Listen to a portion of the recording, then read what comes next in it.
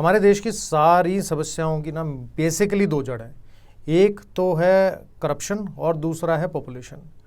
Corruption किस लिए है, आप समझो कि देश में ड्रग्स का लाखों करोड़ों का बिजनेस है, हवाला का लाखों करोड़ों का बिजनेस है, एंटी नेशनल एक्टिविटीज़ के लिए लाखों करोड़ रुपए की फंडिंग होती है। लेकिन पुलिस और इन्वेस्टिगेटिंग एजेंसी कभी भी आप देख लेना कि वो पूरी तरह से इसके ऊपर लगाम नहीं लगाती। क्यों नहीं लगाएंगी?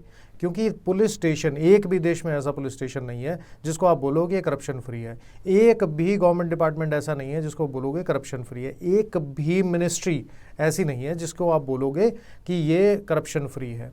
एक भी गवर्नमेंट हॉस्पिटल ऐसा नहीं मिलेगा आपको जिसको आप बोलोगे कि ये भ्रष्टाचार मुक्त यानी कि करप्शन फ्री है। अब इसके ऊपर जो सबसे बड़ी प्रॉब्लमेटिक सिचुएशन है ना, वो ये है कि हमारे जो जनप्रतिनिधि हैं, यानी कि जो विधानसभा में बैठे हैं, लोकसभा और राज्यसभा में बैठे हैं, वो लोग इसके ऊपर बात ही नहीं करते हैं। ना लोकसभा में इसके ऊपर कोई बात करेगा, ना राज्यसभा में बात करते हैं, ना कोई विधानसभा में इसके ऊपर बात करता है। कोई ये बात नहीं करता कि इस करप्शन को कम कैसे किया जाए। और इसका जो सबसे बड़ा रिजल्ट है, जो नेगेटिव रिजल्ट है, वो देश को भुगतना पड़ता है। कैसे? जो देश में इलीगल तरीके से लोग घुसपैठ करते हैं वो करप्शन के बिना नहीं होता। जो नक्सल्स को फंडिंग होती है वो सारा हवाला का पैसा आता है। उसको रोकने के लिए जो करप्ट गवर्नमेंट की जो हमारी डिपार्टमेंट है वो उसको रोकने के लिए कुछ नहीं करते।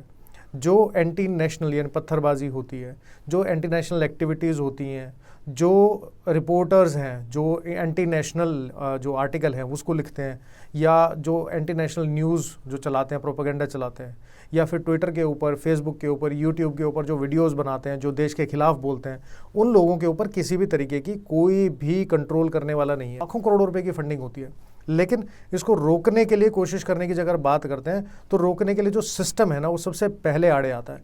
सिस्टम इसलिए आता है कि अगर हम सोच भी लेंगे चलो जी इनको रोकना है, तो रोके कैसे? मेजॉरिटी जो लॉ हमारे हैं जिसके ऊपर हम अभी इम्प्लीमेंट करने की कोशिश कर रहे हैं वो सारे लॉ ऐसे हैं जो अंग्रेज़ों के बनाए हुए थे। अब आईपीसी देख लो 1860 की इम्प्लीमेंटेड है, आप सीपीसी देख लो 1908 की इम्प्लीमेंटेड है। तो अगर आज भी देश को आज़ाद हुए 75 साल हो गए, अब 76वीं हम अपनी जो स्वतंत्रता की वर्षगांठ है वो मनाएंगे, और आज भी इसके ऊपर बात करने वाला कोई नहीं है। इलेक्शन कमीशन में इतनी सारी कमेटी आ गई जिन्होंने रिकमेंडेशन दिया कि इलेक्शंस को फ्री एंड फेयर कैसे करना है, एंड करप्शन को रोकने के लिए कितनी सारी कमिटीज़ आ गई, उन सारी कमिटीज़ की रिकमेंडेशन आ चुकी हैं, लॉ कमीशन की कमिटीज़ की रिपोर्ट आ चुकी है, पुलिस रिफॉर्म्स के लिए कमिटीज़ बन चुकी हैं, सुप्रीम कोर्ट की जजमेंट है पुलिस रिफॉर्म के ऊपर, स्पेसिफिक जजमेंट है। लेकिन सारी की सारी उठाते क्या करते हैं? डस्टबिन में डाल देते हैं। जो सत्ता में बैठे लोग हैं वो सारे के सारे खुद करप्ट हैं, या फिर उनके आसपास के जितने लोग हैं वो भी करप्ट हैं।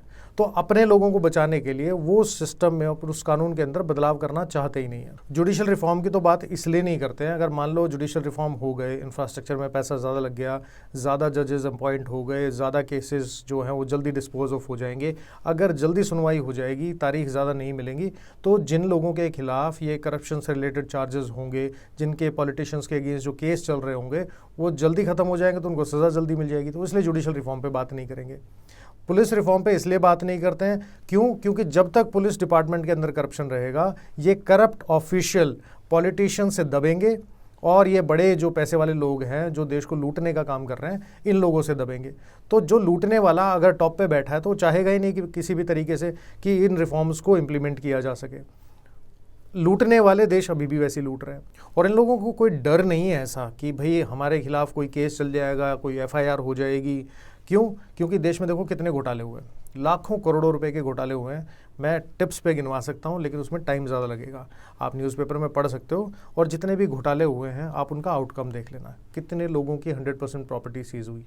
ज़ीरो।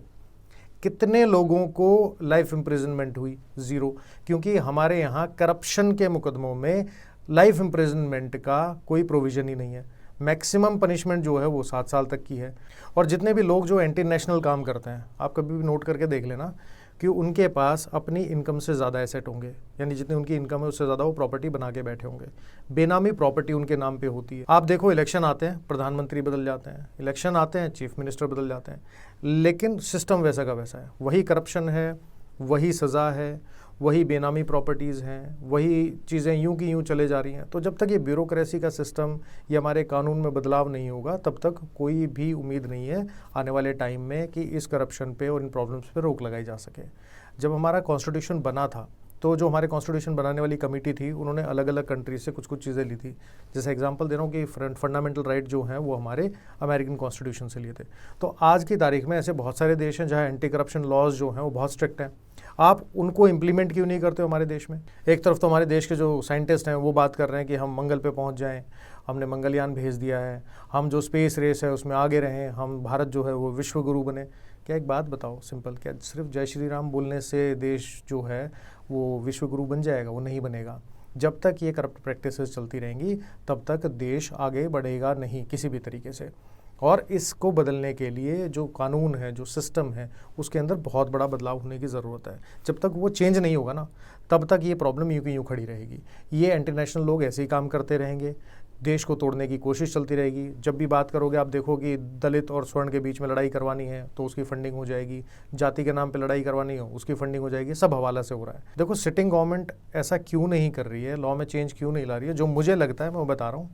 उनको लगता है कि उनके सपोर्ट वाले जो लोग हैं उसमें भी काफ़ी करप्ट लोग हैं, तो उनके भी कुछ लोग जो हैं वो जेल चले जाएंगे। लेकिन ऐसे सिर्फ मुट्ठी भर लोगों को बचाने के लिए जो बाकी देश को लूटने में लगे हुए हैं वो सारे के सारे खुलेआम घूम रहे हैं। देश बदलना है तो कानून बदलने पड़ेंगे और जो नए कानून आएंगे उनको सख्ती से इम्प्लीमेंट करना पड़ेगा। करप्शन रोकना है तो प्रिवेंशन ऑफ करप्शन एक्ट के अंदर बदलाव करने की ज़रूरत है।